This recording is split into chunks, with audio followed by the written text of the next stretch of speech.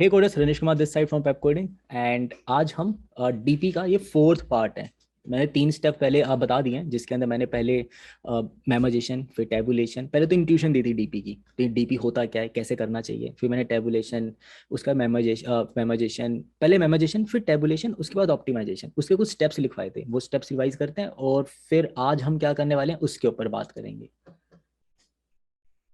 आज हम क्या करने वाले हैं देखें। स्टेप्स तो थे ये वाले। कुछ याद आया हमने कौन कौन से स्टेप्स कर लिए? फेथ बता दिया था मैंने, रिकर्सिव ट्री कर लिया है, रिकर्सिव कोड भी कर दिया है, ऑब्जर्वेशन कर चुका था, ये दोनों हमेशा साथ चलते हैं। ऑप्टिमाइजेशन कर चुका हूँ। ऑप्टिमाइजेशन का पार्ट 2 कर रहे हैं। पार्ट 2 के अंदर क्या होगा, हम इसको लॉग इन तक लेके जाएंगे। ठीक, इसको मैं रब करता हूँ और यहाँ पे टाइम को दोबारा देख लेते हैं। जब मैंने रिकर्जन की बात करी थी, रिकर्जन की बात जब मैंने करी थी, रिकर्जन के अंदर स्पेस और टाइम की बात कर लेते हैं। स्पेस कितना लगा था मेरा? ओ ऑफ एन तक गया था स्पेस। टाइम कितना गया था? ओ ऑफ 2n। अब बात करते हैं मेमोइजेशन और टेबुलेशन की। मेमो एंड टेबुलेशन की। इसके अंदर स्पेस गया था मेरा ओवन, टाइम भी गया था मेरा, बिगो में ओवन था, और प्रिसाइज बोलूं तो 2n प्लस लैम्डा था प्रिसाइज। ये प्रिसाइज मैं पता बार बार क्यों यूज करता हूँ? जैसे कभी कोई इंटरव्यू के अंदर तुम बोले ना टाइम बताना, जब तुम उसे बोलोगे भाई टू भी प्रिसाइज है ना, 2n प्लस लैम्डा होगा। बिगो में बात करोगे तो n होगा। अब वो इससे ऊपर कुछ पूछ ही नहीं सकता, टाइम के ऊपर क्या ही पूछ रहा है। तुम मुझे प्रिसाइज बता रहे हो भाई, मैथमेटिकल एक्चुअल में 2 प्लस लैम्डा आएगा। लैम्डा कर ले कैलकुलेट, 2n कर ले कैलकुलेट, 2n कैसा है ये भी बता दूंगा मैं वहां पर। तो जब टू भी प्रिसाइज बोलते हो तो अलग इंप्रेशन जाता है। इसलिए यहाँ पे प्रिसाइज हमेशा यूज करता हूँ। तो हर बार ना कॉम्प्लिकेशन निकालते समय प्रिसाइज कॉम्प्लिकेशन पक्का निकालता हूँ उसकी, ताकि पता लग जाए कि इतनी इसकी प्रिसाइज होगी, और फिर अप्रोक्सीमेशन लगा के बिगो में ओवन होनी चाहिए। इसके बाद मैंने इसको किया था ऑप्टिमाइज। ऑप्टिमाइज 1 वाला करे थे हम। उसके अंदर कितना आया था? स्पेस हमारा ओवन हो गया था, टाइम हो गया था ओवन। अब ऑप्टिमाइजेशन कर रहे हैं 2। ये कुछ मैट्रिक्स सा मेथड है, मैट्रिक्स सा मेथड है, जिसके अंदर ना मैं टाइम स्पेस तो लेने वाला हूँ लॉग इन, कैसे अभी देखेंगे, और टाइम भी लेने वाला हूँ मैं लॉग इन, कैसे वो देखते हैं अब। एक रूल होता है मैट्रिक्स के अंदर, इसका प्रूफ अभी नहीं देख रहे हो, प्रूफ देखोगे तो ऐसा होगा कि समझ में तो आएगा नहीं, तो सीधे एप्लीकेशन याद रखते हैं। ऐसा क्यों? कि कई बार ऐसा होता है आपको ना प्रूफ की जरूरत नहीं होती, जैसे कि E equal to M C square का प्रूफ नहीं है, पर हम यूज करते हैं, सीधा एप्लीकेशन यूज कर लेते हैं। या फिर जब आप 9th में थे तो आपने फॉर्मूला पढ़ा था, force equal to mass into में एक्सेलरेशन होता है, सीधा अप्लाई करना स्टार्ट कर दिया था। इसका प्रूफ ना आपको 12th में जो मिला था वो भी एक्चुअल प्रूफ नहीं था, इसका एक्चुअल प्रूफ तो आपको कॉलेज में जाके मिला था, जब आपने इसके ऊपर ढंग से बुक पढ़ी थी। तो वहां पे इसका एक्चुअल प्रूफ आया था निकल के, इंटीग्रेशन का कुछ यूज करके इसका प्रूफ किया गया था, राइट। तो वहां पे इसका हमने एक्चुअल प्रूफ देखा था। प्रूफ हमने पता नहीं 3 साल बाद करा, और यूज हम पहले करने लग गए थे। तो force equal to mass into acceleration वाला ना सब परफेक्ट एग्जांपल होता है कि बिना प्रूफ के भी हम एप्लीकेशन अप्लाई कर सकते हैं। फिर एक दिन ऐसा आता है खुद ही समझ में आता है कि अच्छा ये इसलिए हो रहा था। हर बार प्रूफ जाने की जरूरत नहीं होती है, और इसके प्रूफ में कुछ इतना कुछ खास रखा नहीं, जैसे डायरेक्ट मैं एप्लीकेशन यूज करने वाला हूँ। तो दो बातें होती हैं, जैसे कि आप इसको ना ऐसे भी कह सकते हो। अगर मैं फिबोनाची ऑफ n+1 और फिबोनाची ऑफ n चाहिए मेरे को, 1 1 0 1, और ये होता था मेरा फिबोनाची ऑफ n-1 और n। अगर आप इस वाले मैट्रिक्स को इससे मल्टीप्लाई करोगे तो आपको हमेशा फिबोनाची ऑफ n+1 n मिलेगा। करके देखें। मतलब ये इसके प्रूफ का ना यहाँ से स्टार्ट होता है, बट ये एप्लीकेशन नहीं है, मतलब इसको हमें यूज करने की जरूरत नहीं, फिर भी वो करके दिखा देता हूँ। इसको मल्टीप्लाई करने पे फिबोनाची ऑफ n+1 कैसे मिलता है, मल्टीप्लाई करके देखो जरा। n प्लस में ये से मल्टीप्लाई होगा, n+n-1, फिर ये से मल्टीप्लाई होगा फिबोनाची ऑफ n, और जीरो मल्टीप्लाई होगा इसके साथ, तो वैल्यू आ जाएगी 0। तो देखो ये वैल्यू किसमें क्या बन गई वैल्यू?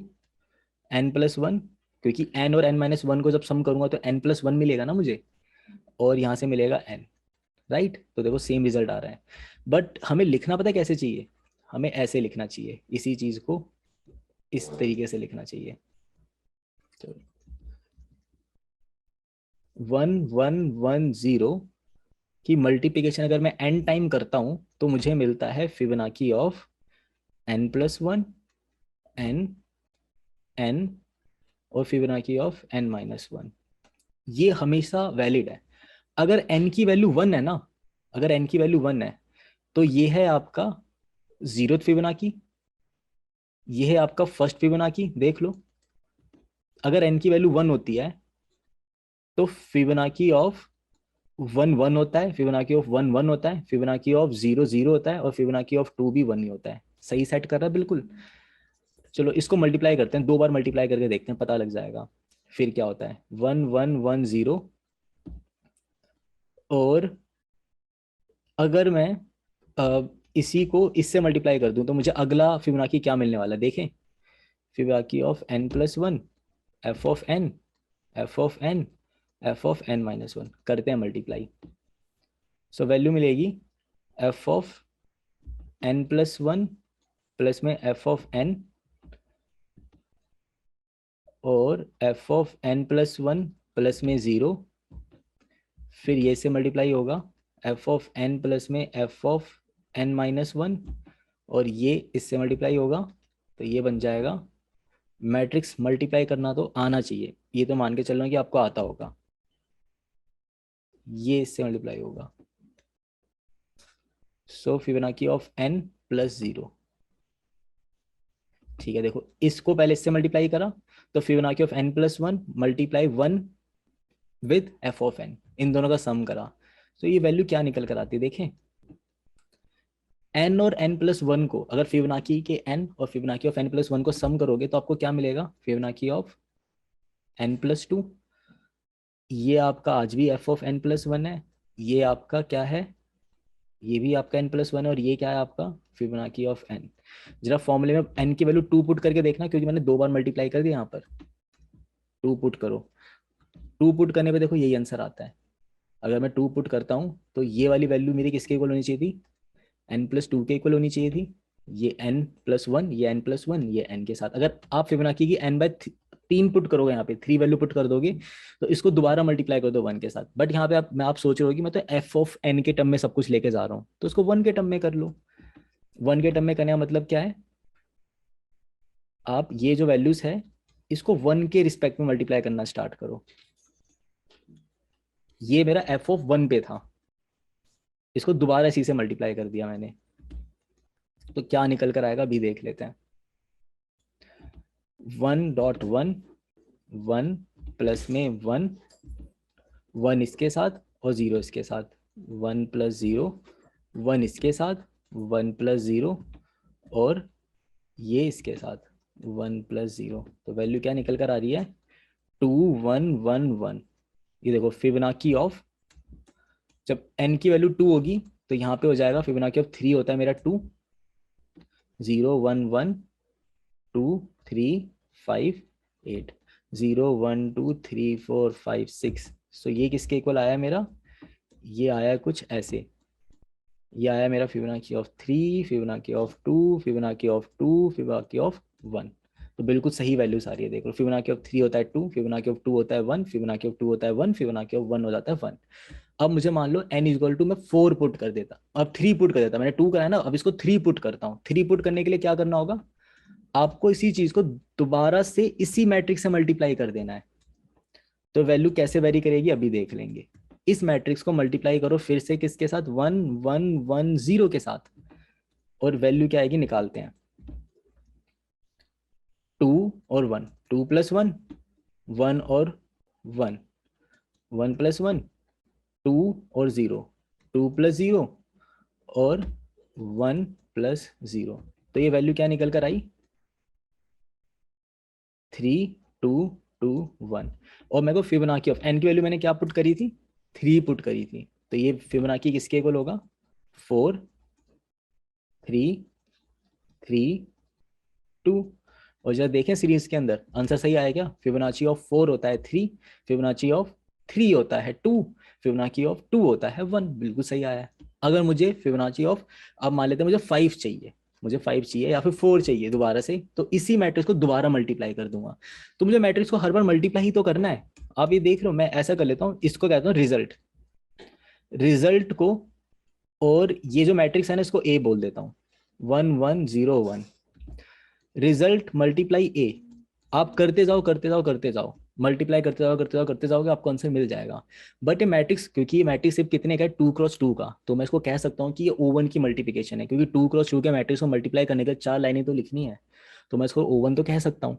अब बात ये है ना कि क्या आप raise to power log in में निकाल सकते हो? क्या कोई तरीका जानते हो ऐसा जिससे रेज टू पावर आप लॉग इन में निकाल पाओ? बेसिकली ये ए है, मुझे ए रेज टू पावर एन निकालना है।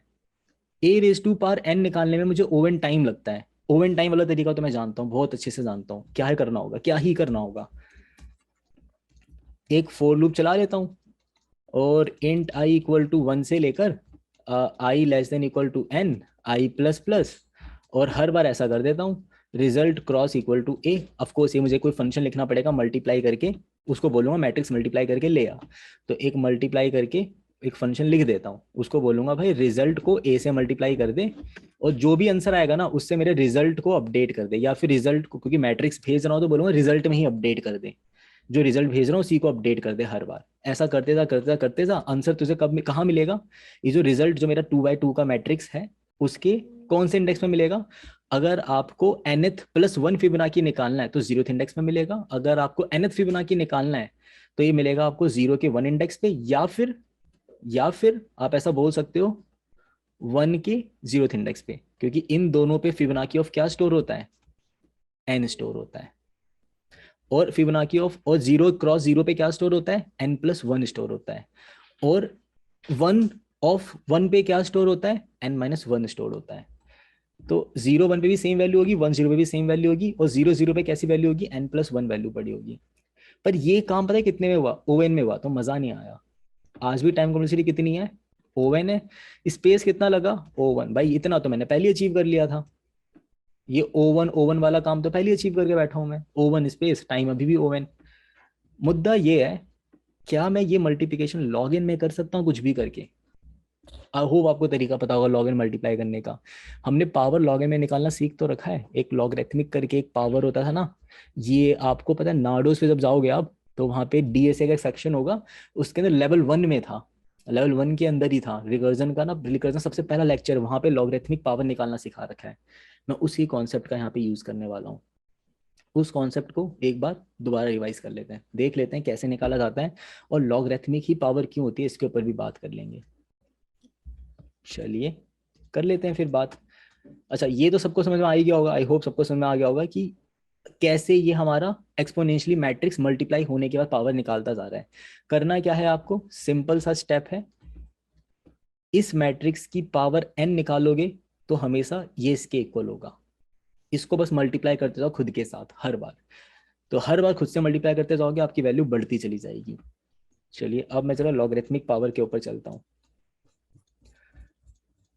जैसे मान लो मुझे 2 रेज टू पावर 10 निकालना है, तो मैं इसको पता है ऐसा बोलता हूँ, 2 रेज टू पावर 10 निकालने के लिए पता है क्या करो, आप इसको ऐसे निकालो। आपको 2 रेज टू पावर 10 चाहिए ना, आप 2 रेज टू पावर 5 मंगवा लो, फिर 2 रेज टू पावर 2 मंगवा लो, फिर 2 रेज टू पावर 1 मंगवा लो, फिर 2 रेज टू पावर 0 मंगवा लो। मुझे 2 रेज टू पावर 0 पता है कितना होता है। 2 रेज टू पावर मैं हर बार देखो पावर हाफ करता जा रहा हूँ। मुझे पता है 2 रेज टू पावर 0 1 होता है। बेसिकली 2 रेज टू पावर 0 कितना होता है, 1 होता है। अब मुझे 2 रेज टू पावर, अगर देखो अगर आपको 2 रेज टू पावर p निकालना है, और आपको 2 रेज टू पावर p आपको इवेल्युएट करना है, आपका कोई फ्रेंड आकर आपको 2 रेज टू पावर p/2 निकाल के दे दे, तो उसको 2 रेज टू पावर p बनाने के लिए क्या करना होगा, ये जो भी वैल्यू आई है लैम्डा, इस लैम्डा को लैम्डा से मल्टीप्लाई कर दो, बेसिकली लैम्डा स्क्वायर निकाल दो। 2 रेज टू पावर p के इक्वल ही तो आएगा, है ना? बात तो बिल्कुल सही कह रहा हूँ, ये 2 रेज टू पावर p के बराबर आएगा, और आना भी चाहिए, मैथमेटिकली बात बिल्कुल सही है। पर एक दिक्कत है यहाँ पे, दिक्कत क्या है, दिक्कत ऐसी आ जाती है कि जब हम सिस्टम के अंदर किसी नंबर को डिवाइड करते हैं ना, तो वो एक्यूरेट डिवाइड नहीं होता। यानी कि 6/2 तो 3 होता है, बट 7/2 भी 3 होता है। होना कितना चाहिए था, 3.5, आया कितना, 3। अब अगर मैं इसको दोबारा से 2 से मल्टीप्लाई करूंगा तो 6 बनेगा, इसको 2 से मल्टीप्लाई करूंगा तो ये भी 6 बनेगा, जबकि बनना कितना चाहिए था इसे, 7। तो कुछ मिस रह गया, तो ये मिस क्या रह गया ये देखते हैं। सो लॉगरिथमिक पावर की इंट्यूशन समझेंगे कि वहां पे ना वो ए से जो मल्टीप्लाई करते थे क्यों करते थे। उस इंट्यूशन के ऊपर बात करता हूँ। अगेन दोबारा समझते हैं, लैम्डा की बात कर रहा था, मान लेते हैं 2 पी बाई 2 लैम्डा है, मुझे चाहिए 2 पी। तो लैम्डा क्रॉस लैम्डा निकाल दो। ये 2 पी आ सकता है, बट कई बार lambda cross lambda cross A करना पड़ेगा, ऐसा करना पड़ेगा, बेसिकली 2 करना पड़ेगा। कब करना पड़ेगा ऐसा? जब ये जो p है ना आपका, ये आपका ऑड नंबर होगा। क्यों, ऐसा क्यों बोला? अगर आपका p एक ऑड नंबर है, इफ p इज इवन, सो ये मेरा परफेक्ट डिवाइड होने वाला है, राइट? सो p बाई 2 मेरा परफेक्ट डिवाइड हो जाएगा। जैसे कि एग्जाम्पल से समझाता हूँ मैं आपको। अगर p की वैल्यू 7 है, सो 7/2 कितना हो जाता है? एग्जैक्टली 3 हो जाता है। सॉरी, अगर 6 है तो 6/2 एग्जैक्टली 3 हो जाता है। अगर ये 7 है ना, तो 7/2 भी 3 होता है। तो एक्चुअल में, सो आप इसको ऐसे भी तो लिख सकते हो, 7/2 को आप कुछ इस तरीके से समझो इसे, 7/2 इक्वल टू, इसको मैं लिख सकता हूँ 3.5, राइट? तो मैं इसको मल्टीप्लिकेशन ऐसे दिखाता हूँ, 2 रेज टू पावर 3.5, और मुझे इन दोनों को दोबारा से मल्टीप्लाई करना था। सो 2 रेज टू पावर 3.5, मैं 2 रेज टू पावर 3 अलग करता हूँ, 2 रेज टू पावर 3 अलग करता हूँ, और 2 रेज टू पावर 0.5 अलग करता हूँ, 2 रेज टू पावर 0.5 अलग करता हूँ। अब देखो, 2 raise to power 3 cross 2 raise to power 3 cross 2 raise to power 1 हो गया। तो ये जो टर्म है ना, बिल्कुल इसके इक्वल आ रही है निकल कर। अगर आपकी पावर ऑड होती है, इस वजह से मुझे एक्स्ट्रा 2 से मल्टीप्लाई करना पड़ता है, क्योंकि 0.5 ऐड होकर 2 रेज टू पावर 1 बन जाता है, basically A raise to power 1 बन जाता है। तो जब भी आपको लॉगरिथमिक पावर निकालनी होती है, तो आपका ना कोड कुछ इस तरीके का होता था। तो अब इसको कोड के तरीके समझते हैं, क्योंकि अभी इतना बैटर समझ में नहीं आया होगा, क्योंकि अभी तो बिल्कुल मैथमेटिकल चला, समझ में नहीं आया बैटर। बैटर समझने के लिए क्या करते हैं, इसको मैं चलाता हूँ मैथमेटिकली। पावर निकालने का बेटर तरीका क्या है? इंट वही पावर इक्वल टू, या रिजल्ट कह लेते हैं इसे, result equal to power A raise to power B/2। फिर यहाँ पे अगला स्टेप क्या होता था? Result cross equal to result, और रिटर्न क्या करते थे हम? रिटर्न करते थे, return if B modulus 2 is equal to 0। अगर जो मेरा पावर है, बेसिकली जो रेज टू पावर है, वो इवन है, एक परफेक्ट डिवाइड हो रहा है, तो रिजल्ट जो इवेल्युएट किया है वही मेरा सही आंसर है। नहीं तो सही आंसर पता है कितना होगा? रिजल्ट क्रॉस ए हो जाएगा। और एक बेस केस लगाया करते थे हम, if B is become equal to 0, then return A. अब शायद यहाँ पे कुछ लोग सोचे होंगे यहाँ पे डीबी क्यों नहीं लगाई, या मैंने 2 रिकर्सिव कॉल लगाई नहीं है, यहाँ पे रिकर्सिव कॉल भी 1D लग रही है। So, ये होता है मेरा पावर का फंक्शन। अब जरा इसका स्टैक डायग्राम बनाते हैं। मान लेते हैं मुझे निकालना है 2 रेज टू पावर निकालना है 10। ए हो गया 2, बी हो गया यहाँ पर 10। सो 2 रेज टू पावर 10 हाफ होता है 2 रेज टू पावर 5 पे, दोबारा हाफ होता है 2 रेज टू पावर 2 पे, 2 रेज टू पावर 1 पे, 2 रेज टू पावर 0 पे। अब यहाँ से रिटर्न हुआ 1, क्योंकि मेरी पावर क्या है? एक ऑड नंबर है, तो 1 क्रॉस 1 होगा।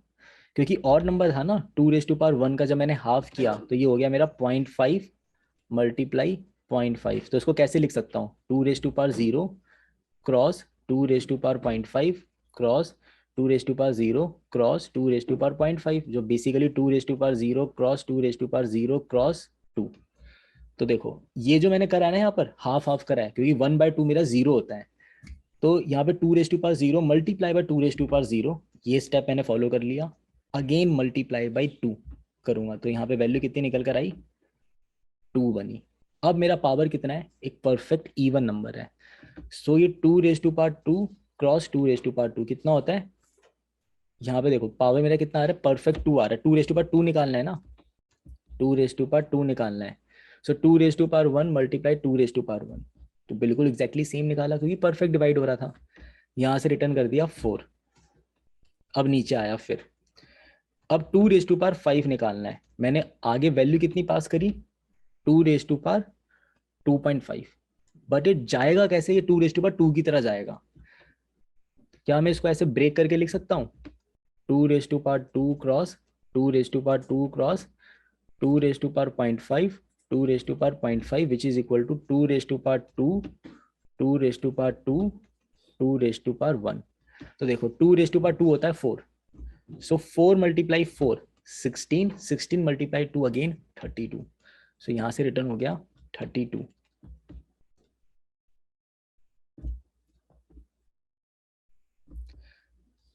साथ में एक ए से मल्टीप्लाई करना पड़ा, अब आया 10।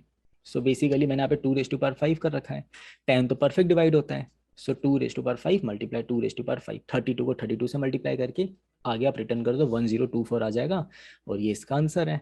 तो ये कुछ तरीका होता है, मैं इसी मेथड का यूज करने वाला हूँ। बस फर्क कितना है, अब ए ना एक नंबर नहीं है, एक मैट्रिक्स है। तो क्या हो गया, मल्टीप्लाई करने का तरीका ही तो चेंज हुआ है, और तो कुछ नहीं हुआ ना चेंज, लॉजिक तो आज भी सेम रहेगा, बस ये मल्टीप्लिकेशन का ये स्टेप चेंज हो गया, बाकी सब कुछ तो सेम ही है। कर लेंगे इसको भी, करते हैं फिर। चलो यहाँ पे आते हैं, इंट, इंट भी नहीं, सीधा वॉइड ही रखेंगे, क्योंकि मैट्रिक्स में मुझे आंसर मिल जाएगा अब की बार। फीबो ऑप्टिमाइजेशन 2 है ये,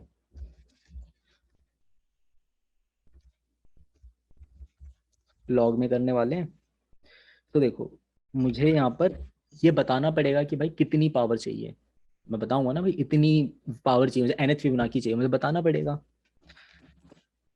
तो मैट्रिक्स पहले पास कर, ए और बी के फॉर्म में लिखते हैं इसे। तो मेरे लिए BII क्रॉस ये हो जाएगा ए, ये हो जाएगा मेरे लिए बी, और मैं अपना आंसर कहाँ स्टोर करूंगा, VII, इसमें रिजल्ट स्टोर करूंगा मैं, यहाँ पे अपना रिजल्ट स्टोर कर रहा हूँ। तो एक तरीका है कि या तो रिटर्न करवा लो, या इसी के अंदर रिजल्ट के अंदर ही इवेल्युएट करते रहो हमेशा। तो मुझे A⁴ निकालना है, समझ में आ गया, A⁴ निकालना है, ये मेरे लिए पावर है, ये ए। तो बेटर क्या होता है, हमेशा जो ड्राई रन में वेरिएबल यूज कर रहे हो वही कोड में करो। तो A⁴ निकालना है, और यहाँ पे आप रिजल्ट स्टोर करोगे। चलो करते हैं। ए की इनिशियल वैल्यू कितनी होगी, 1110, ये मेरी ए की वैल्यू होगी। तो यहाँ पे लिख देता हूँ ताकि पता रहे, ये होगा 1110,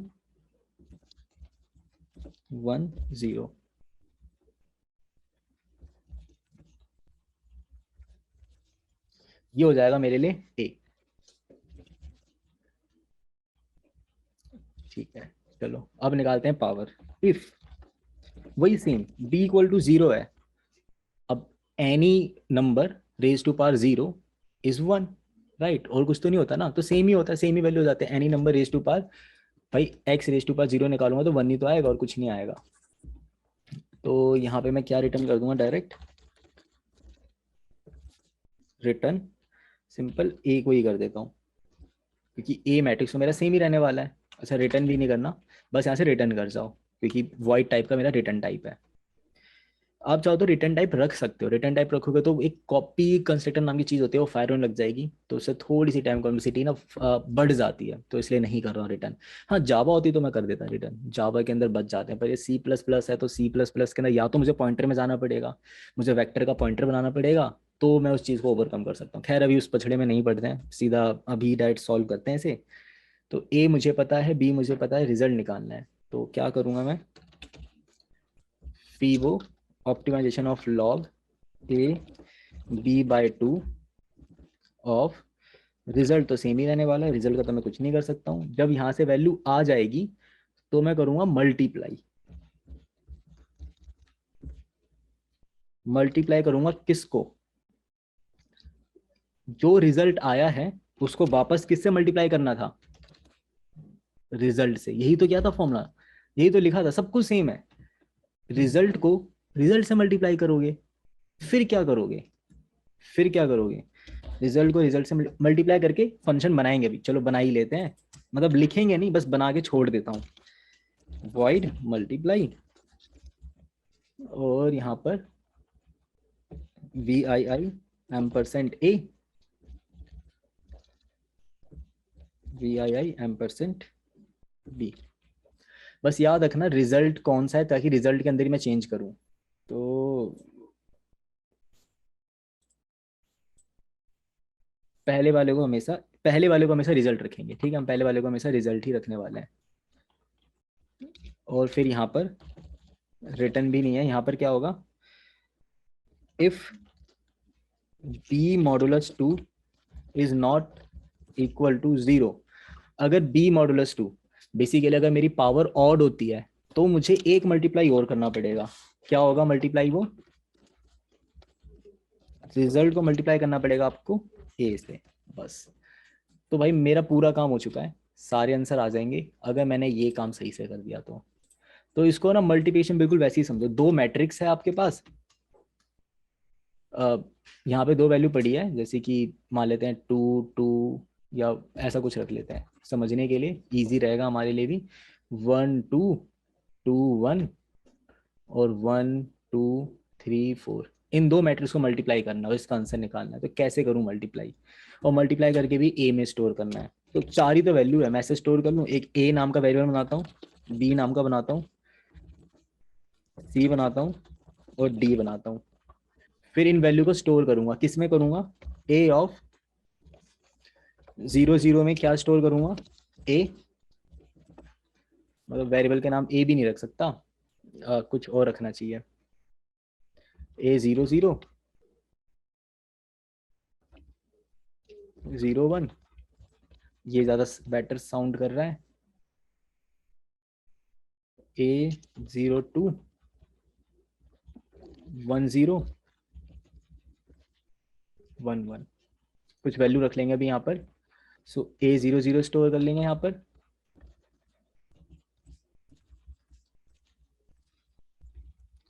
0 1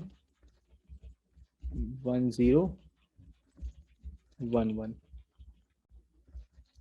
1 1 1 0 0 1, इनकी वैल्यू लेकर आ जाते हैं यहाँ पर। एक बार वैल्यू लेकर आ जाएंगे सारा काम हो जाएगा। तो देखो A 0 0 निकालने के लिए कैसे मल्टीप्लाई करना पड़ेगा आपको, इसको इससे मल्टीप्लाई करोगे, बेसिकली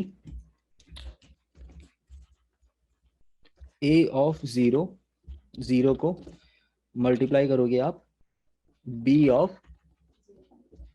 0 0 से, प्लस में A of 0 1 को मल्टीप्लाई करोगे आप B of 1 0 से।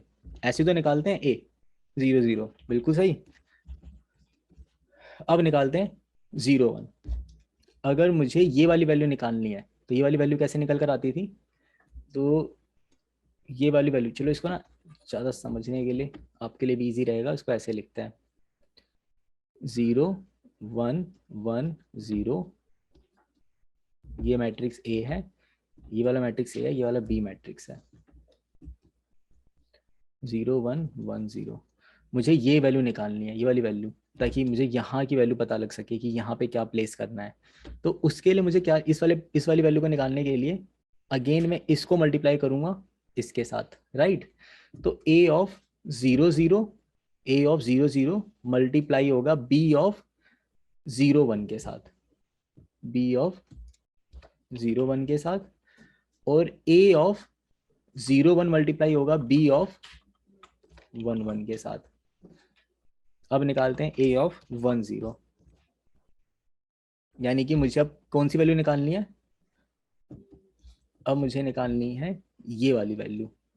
ये वैल्यू कैसे मिलती थी, इसको मल्टीप्लाई करो इसके साथ, ये पूरा मल्टीप्लाई होगा इस वाले के साथ, यानी कि A of 1 0 मल्टीप्लाई होगा B of 0 0 के साथ, और A of 1 1 मल्टीप्लाई होगा B of 1 0 के साथ। अगला स्टेप A of 1 0 निकालना है, ये भी बिल्कुल सेम। तो काफी बेकार सा हो गया, इसको सही कर लेते हैं फिर से ताकि दिख जाए। A B 1 0 1 1 0 0 1 1 0। मुझे अब की बार क्या निकालना है, ये वैल्यू। तो ये वैल्यू निकालने के लिए क्या करना होगा, इसे मल्टीप्लाई करोगे इसके साथ। सो ए ऑफ 10, ए ऑफ 10 मल्टीप्लाई होगा बी ऑफ 01 के साथ, और ए ऑफ 11 मल्टीप्लाई होगा बी ऑफ 11 के साथ। हो गया इवेल्युएट। तो ये वाला काम, इसको ना टाइम कॉम्प्लेक्सिटी में कितना ही काउंट कर लोगे, ये तो कांस्टेंट है। कैसे कांस्टेंट है? ये मल्टीप्लिकेशन कितना ले लेगा, 1 यूनिट टाइम, ये 1 यूनिट टाइम, ये 1 यूनिट टाइम, ये 1 यूनिट टाइम, और ये जिसके अंदर मैं ओवर राइड कर रहा हूँ, बेसिकली ओवर राइड कर रहा हूँ, ओवर राइड नहीं ओवर राइट कर रहा हूँ, ये अपने आप में O4 का टाइम लेगा। तो टोटल मिला के इस फंक्शन ने कितना टाइम लिया, O(8), which is a constant. क्या ये n पे डिपेंडेंट है? a⁴n, चाहे 1 लाख हो, चाहे 1 करोड़ हो, चाहे या 1 ट्रिलियन हो, कोई फर्क नहीं पड़ता, ये A(8) ही रहने वाला है। तो इसका टाइम तो कांस्टेंट टाइम हो गया। तो अगर आप देखो तो ये तो कांस्टेंट टाइम है मेरा, यानी कि ये टाइम तो O1 के बराबर ही है, या O8 कह लो, चलो भाई आपका दिल रखने के लिए O8 कह लेता हूँ। ये O8 है और ये भी मेरा O8 है, बट है तो कांस्टेंट ही ना। तो ये कितना टाइम लेगा, चलो देखें, इसकी टाइम कॉम्प्लेक्सिटी देखें एक बार, फिर इसको रन करके देख लेंगे। चलिए इसको आगे लेके चलते हैं। बहुत कुछ लिख दिया इसके ऊपर, अब हमने, ये जाएगा ऊपर, और इसको फर्दर करेंगे हम समझने की कोशिश कि इसकी टाइम कॉम्प्लेक्सिटी कितनी आई, वही देखते हैं कितनी आई है। चलिए निकालते हैं इसकी time complexity. So T of N निकालना था, आते ही मैंने पता क्या करा, टी ऑफ n/2 कर दिया। मुझे टी ऑफ n/2 निकालने के लिए टी ऑफ n/4 करना पड़ेगा। अगर मैं टी ऑफ n/4 निकालना चाहता हूँ, अच्छा साथ में कुछ लैम्डा हर बार ऐड हो रहा है, हर बार कुछ ना कुछ लैम्डा, ये वाला टाइम लैम्डा है, ये लैम्डा है, ये लैम्डा है, लैम्डा कुछ मैं ऐड कर लेता हूँ टू बी एग्जैक्ट करने के लिए। हर बार टी ऑफ n/8 प्लस में लैम्डा, और ये चलता जाएगा। एक दिन क्या होगा, कोई भी नंबर जब आप उसको हाफ हाफ करते जाओगे, तो हाफ हाफ होते होते एक दिन क्या होता है, 1 बन जाता है। चाहे दुनिया का कोई भी नंबर हो, कहीं से भी स्टार्ट करो, हर बार हाफ हाफ हाफ करते जाओगे तो एक दिन में पक्का 1 बनेगा। तो ये क्या हो जाएगा, उसको दोबारा हाफ किया तो 0 बन जाएगा, प्लस लैम्डा। सबको ऐड करोगे, ये इससे कट गया, ये इससे कट गया, ये इससे कट गया, ये इससे कट गया, ये इससे कट गया, तो ये कितना हो गया, T of N, T of 0 plus में ये ना कुछ लैम्डा ऐड हुआ है कई बार, समेशन ऑफ लैम्डा, ये कुछ p टाइम्स ऐड हुआ होगा, मुझे नहीं पता p कितना है, अभी नहीं पता। t ऑफ 0 कितना होगा, any any number raise to power 0 is 1, तो ये तो 1 यूनिट ऑफ टाइम हो गया।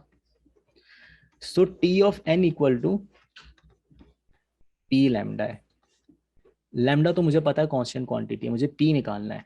अब सवाल ये उठता है भाई, n को 1 बनने में कितने स्टेप्स लगेंगे, n, n/2, n/4, n/8, n/16, ऐसे करते करते एक दिन ये क्या बनेगा, एक दिन वैल्यू हो जाएगी मेरी 8, एक दिन हो जाएगी 4, एक दिन हो जाएगी 2, एक दिन हो जाएगा 1।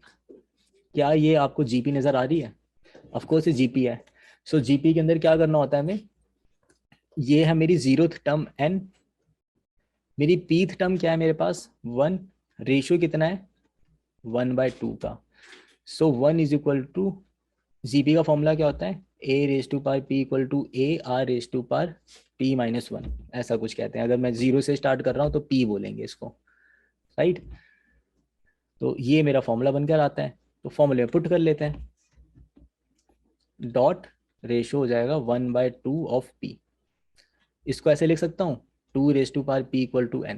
अब मुझे p निकालने के लिए दोनों तरफ क्या लेना पड़ेगा, log, log 2 of p equal to log 2 of n। ये हो जाएगा p times of log 2 of 2 equal to log 2 of n। ये कट के 1 हो गया, सो p की वैल्यू कितनी निकल कर आ गई, log base 2 n। So answer आ रहा है मेरा t ऑफ n का lambda times of log 2n। मैंने आपको लैम्डा बताया था कितना है, ये मल्टीप्लिकेशन मेरी 8 की थी, 8 यूनिट ऑफ टाइम लगा था, और यहाँ पे भी 8 यूनिट ऑफ टाइम लगा था। भाई आपका दिल रखने के लिए 16 मान लेता हूँ, तो कितना हो गया, T of N is equal to 16 times of log 2n। कुछ खास नहीं है, इतना बड़ा टाइम नहीं है। और आपको पता है ये लॉग की वैल्यू कितनी होती है। अगर मान लो मेरा n पता है, अगर मुझे लेट्स से 1 लाख फिबोनाची निकालना है, फिबोनाची ऑफ 1 लाख, राइट, निकालना है, तो n की वैल्यू कितनी है, 10⁶ है। तो कितना छोटा टर्म होगा देखें, 16 dot log 2 of 10⁶ is equal to 16.6 equal to log 2 base of 10। ये बहुत छोटा टर्म होता है, इसको ऐसे लिखा जा सकता है, log 10 बेस ऑफ 10 अपॉन में log 10 बेस ऑफ 2। ये कट के 1 हो गया, तो ये हो जाएगा 16.6 डिवाइड बाई 0.321 होता है, कुछ इतना ही होता है। जो ये वाली वैल्यू आएगी कितनी आएगी, मल्टीप्लाई करके देख लें। 6 वैसे 36 होता है, 696, 0.3 मान लेता हूँ अप्रोक्सीमेटेड इसको, 0 320 स्टेप्स लगेंगे 1 लाख फिबोनाची निकालने में, सिर्फ 320 स्टेप। 320 स्टेप में निकाल तो दूंगा, पर मुद्दा ये कि ना 1 लाख फिबोनाची निकालने जाऊंगा ना, तो इतना बड़ा डेटा टाइप ही नहीं है मेरे पास कि मैं स्टोर कर पाऊँ। तो वहां पे मुझे स्ट्रिंग का यूज करना पड़ जाएगा। अब वहाँ डेटा टाइप नहीं, तो मैं क्या कर सकता हूँ भाई। अब जो हम हमारे पास 32 बिट का सिस्टम होता है, 64 बिट का सिस्टम होता है। सो इंटीजर जो होता है ना, वो 32 बिट ले सकता है, लॉन्ग 64 बिट ले सकता है। ये लॉन्ग की रेंज को पार कर जाएगा। तो डेटा टाइप ही नहीं हमारे पास ऐसा जो 1 लाख फिबोनाची स्टोर कर ले। उसके लिए फिर मुझे स्ट्रिंग या लिंक लिस्ट का सहारा लेना पड़ेगा, पर हम निकाल सकते हैं लॉग इन के अंदर इसके थ्रू। सो ये एक तरीका था जिसके अंदर हमने ऑप्टिमल वे में से निकाला। चलो चला के तो देख लें, कहीं कुछ गलती रह गई होगी तो ठीक कर लेंगे। चलो निकालते हैं, पहले बना लेते हैं अपना ए मैट्रिक्स। VII ऑफ ए कितना हो जाएगा, 1,0, 0,1,1 ऑफ 1,0। और यही मेरा रिजल्ट भी होगा सेम।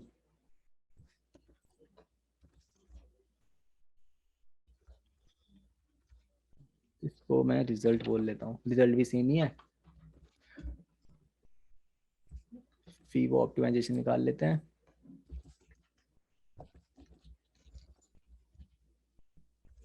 मुझे 10 फिबोनाची निकालना था, रिजल्ट सेम पास कर लेता हूँ। और मैं यहाँ पे ना प्रिंट कर लूंगा एक बार रिजल्ट को, तो डिस्प्ले करके मैंने फंक्शन बना रखा था डिस्प्ले 2D, उसमें मैं रिजल्ट को प्रिंट कर लूंगा, तो पता लग जाएगा कैसे वेरी कर रहा है।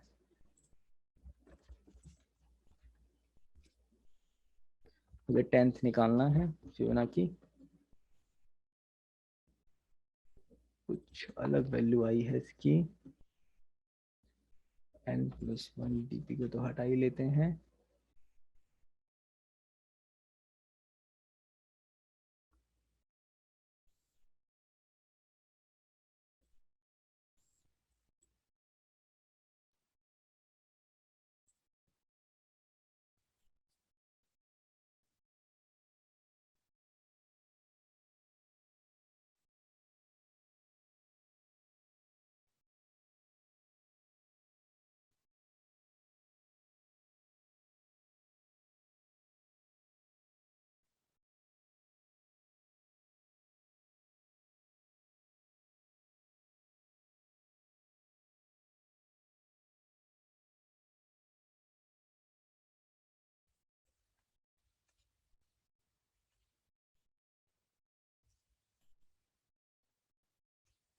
अगर जीरो निकालना है तो जवाब बिल्कुल सही आया है, और 1 निकालना है तो भी जवाब सही आना चाहिए।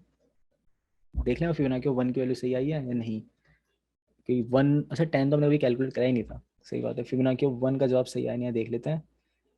ये होना चाहिए था FIBO of 2, FIBO of 1, FIBO of 1, FIBO of 0। ये होता है 0, ये होता है 1, ये होता है 1, और ये होता है 2।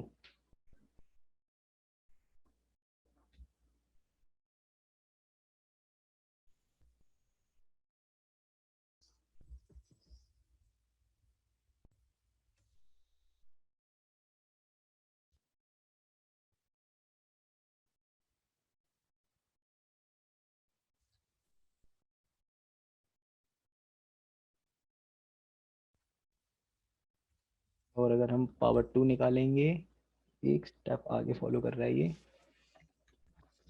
अभी मैं पावर टू निकाल रहा हूँ तो, अच्छा टू ही निकाला था, करेक्ट है। थ्री निकालेंगे।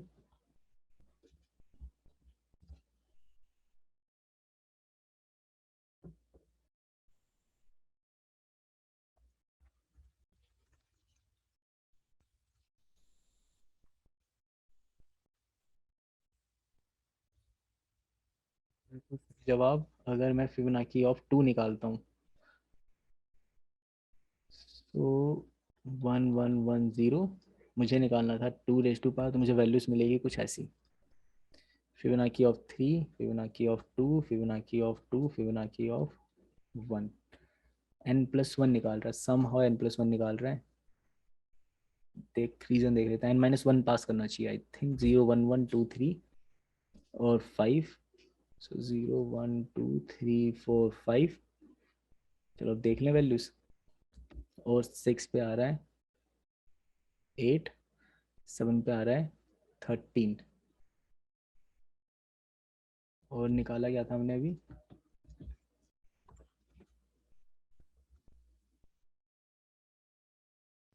टू निकाला था। तो Fibonacci of three, Fibonacci of two two, Fibonacci of one.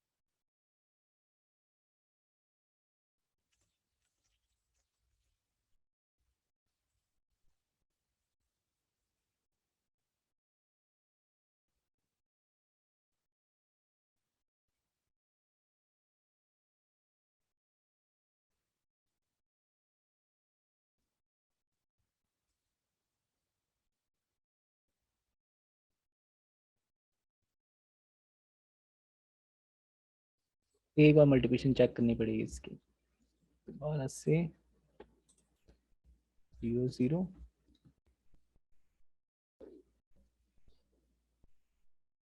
A 0 0, A 0 1, A 10, A 11, B 0 0, B 0 1, B 10 and B 11। तो मुझे वैल्यू निकालनी है ये वाली। सो A 0 0 multiplied by B 0 0, A 01 multiplied by B 10, A 0 0 multiplied by,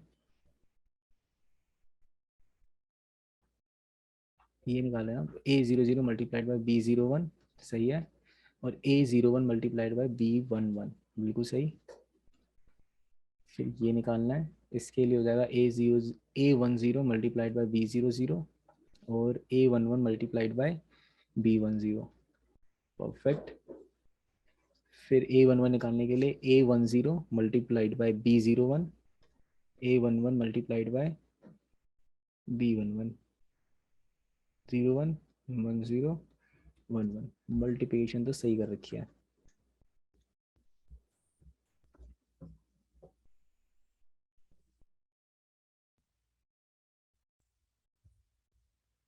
result भी सही return करा हमने।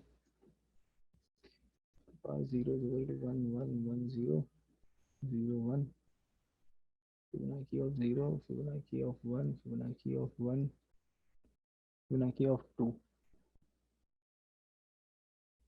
Fibonacci of two. 0 1 के ऊपर दो स्टेप आगे जा रहे हैं हम। तो मुझे वन पास करना चाहिए था, इसलिए यहाँ पे n-1 पास करेंगे। देख रहा है, केस केस भी देख लेते हैं।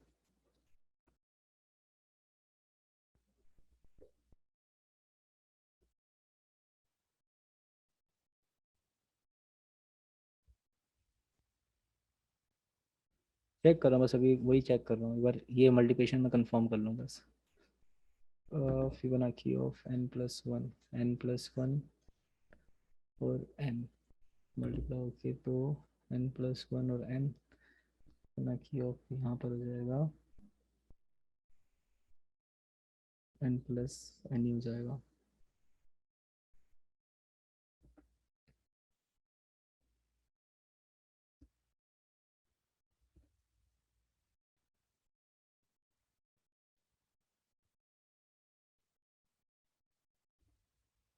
फिबोनाची ऑफ n×n-1 और फिबोनाची ऑफ ये हो जाएगा n।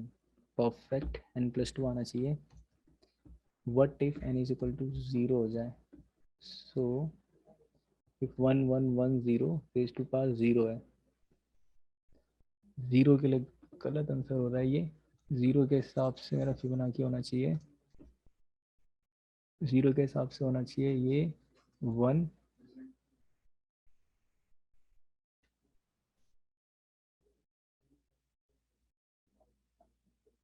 ओके, 0 बेस केस पे काम नहीं करेगा ये नहीं हो सकता।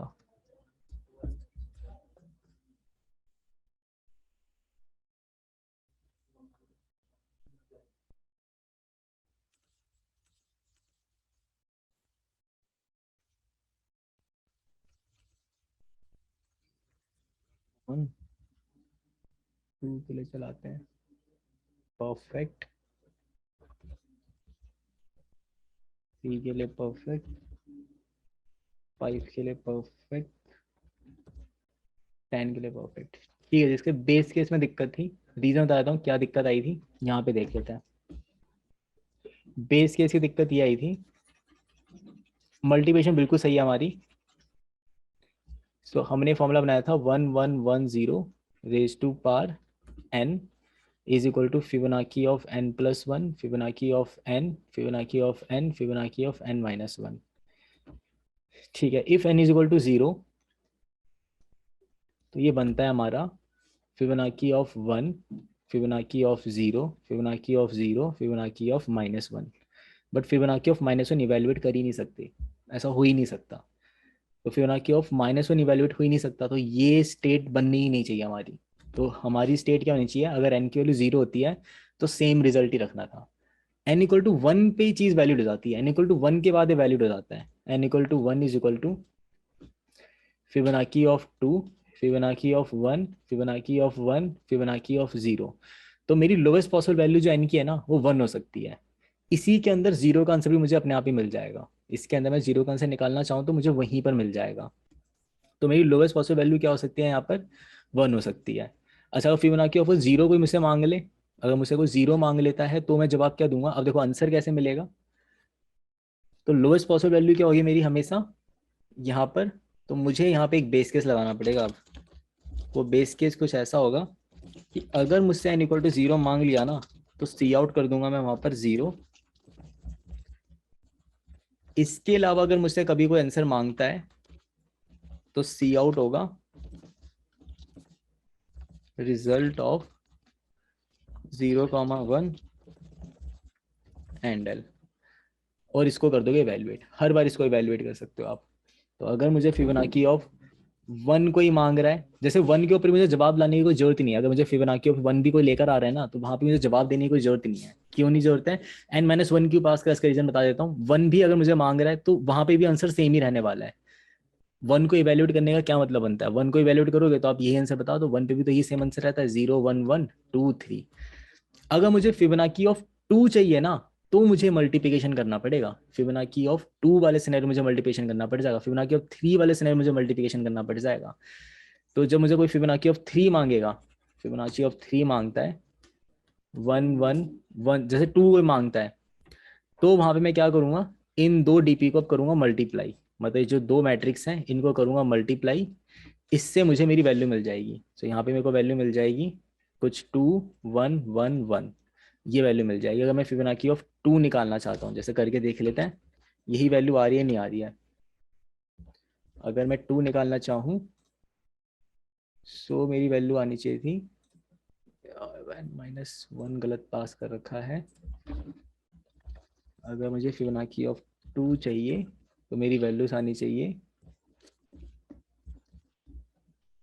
211 जो एक्सपेक्टेड था, 211। अगर मुझे कोई फिबोनाची ऑफ 3 मांगता है, फिबोनाची ऑफ 3 मांगेगा तो मेरा जवाब कैसे आएगा, इसका जवाब आएगा 0 1 2 3 4, इसका जवाब आएगा 3 2 2 1। सो फिबोनाची ऑफ कोई 3 मांगेगा तो जवाब आना चाहिए 3 2 2 1। चला के देख लेते हैं। फिबोनाची ऑफ कोई 3 मांगता है, सो 3 2 2 1 जो एक्सपेक्टेड था वही आंसर आ रहा है। गलती कहाँ पे हुई थी, गलती हुई थी बेस केस के अंदर। बेस केस के अंदर आप यहाँ पर 0 नहीं लगा सकते हो, मतलब बेस केस सिर्फ 0 का नहीं लगेगा, बेस केस आपका 0 1 दोनों का लगेगा। तो अगर मेरी बी की value less than equal to 1 हो जाती है तो ये भी एक बेस केस है और 0 वाला भी एक बेस केस है। तो यहाँ पे ये दोनों बेस केस लगाने पड़ेंगे, क्योंकि जो मेरी इक्वेशन है वो इक्वेशन 0 के लिए सेटिस्फाई नहीं हो रही, यहाँ पर इक्वेशन 0 के लिए सेटिस्फाई नहीं हो रही। ये 1 1 1 0 0 के लिए सेटिस्फाई नहीं हो रहा, वहां पे ये फॉर्मूला गलत बैठ रहा है। 1 0 0 और -1 जैसी कोई चीज ही नहीं होती है, इसलिए वहां पे सेटिस्फाइड नहीं है। तो 0 के लिए मैं इवेल्युएट कर ही नहीं सकता हूँ, तो इसका मिनिमम आंसर मुझे 1 से स्टार्ट करना पड़ेगा। 1 के लिए इवेल्युएट करा जा सकता है, बट 1 का आंसर तो 1 ही आएगा, यही सेम रिजल्ट आएगा। तो 1 पे भी बेस केस लगा दे भाई, जब वो 1 होगा ना तो आपका यही आंसर है। 0 पे तो इवेल्युएट ही नहीं करना था मुझे, जबकि मैं 0 पे इवेल्युएट कर रहा था तो एक मल्टीप्लिकेशन एक्स्ट्रा हो जा रहा था हर बार, इसलिए रेस टू पावर ज्यादा आ रही थी। तो 1 के ऊपर इवेल्युएट करने की जरूरत नहीं है, 0 के ऊपर इवेल्युएट कर नहीं सकते हैं, 2 से वैल्यूएशन स्टार्ट होती है इसकी। ये इसका एक्चुअल लॉजिक था। तो इसमें टाइम कॉम्प्लेक्सिटी कितनी लगी मेरी, लॉग इन लगी है। स्पेस कितना लगा, log in. Space log in क्यों लगा, क्योंकि मैं यहाँ पे रिकर्जन इस्तेमाल कर रहा हूँ। ये जो रिकर्जन है ना, ये रिकर्सिव स्टैक का स्पेस लेगा, जो कि लॉग इन का रिकर्सिव स्टेप लगने वाला है इसके अंदर। तो इसमें स्पेस हो गया हमारा लॉग इन और टाइम भी हो गया हमारा लॉग इन। तो ये था इसका फाइनल सॉल्यूशन। इसके बाद इसका एक और मेथड होता है, उसको हम कहते हैं गोल्डन रेशियो कहते हैं, गोल्डन रेशियो कहते हैं। और वैसे तो वो कॉट करके कोई एल्गोरिथम है, उस एल्गोरिथम के थ्रू ना बेसिकली कॉट फॉर्मूला एक, उस फॉर्मूले के थ्रू हम ओवन में निकाल सकते हैं। बट वो एक्चुअल में ओवन प्रिसाइज होता नहीं है, वो भी लॉग इन ही होता है, बट स्पेस उसमें ओवन लगता है और टाइम लॉग इन लगता है। वो होता है कुछ space complexity oven and time complexity आपका प्रिसाइज, हम ओवन भी कह सकते हैं। और बट टू भी प्रिसाइज आए तो हमें लॉग इन ही कहना चाहिए। बेसिकली लॉग इन इसलिए क्योंकि नंबर ऑफ डिजिट्स वहाँ पे इन्वॉल्व हो जाती है, नंबर ऑफ डिजिट्स की वजह से लॉग इन का उसके अंदर टाइम लगने लग जाता है।